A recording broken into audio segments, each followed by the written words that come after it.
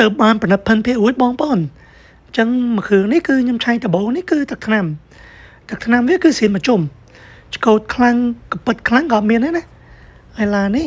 ប្រឡងភ្លីខ្ចៅខ្យងអីនៅថ្មីទាំងអស់អត់មានដោះអត់មានស្នាមអត់មានអីទេណាចំណុចទី2ខ្ញុំឆែកហ្នឹងគឺប្រព័ន្ធភ្លើងអញ្ចឹងប្រព័ន្ធភ្លើង feature function វាគឺដំណើរការបានល្អទាំងអស់និយាយទៅ everything working ឡាននេះរាប់បានថាមេឡានគឺដំណើរការទាំងអស់ហើយពូកវិញមិននិយាយអត់មានកពិតអត់មានស្នាមអត់មានផេះអីទេណាឡាននេះតោះតែម្យ៉ាងឯងគឺអ្នកប្រើហ្នឹងគាត់ប្រើមែនព្រោះសំចាយអត់មានត្រូវចាក់សាំងអស់លុយដល់តែភ្លើងនៅផ្ទះគាត់ជិះយកហ្មងយើងប្រៀបធៀបបានមួយអាព្រុសគឺដូចគ្នាគឺតែងមកជិះ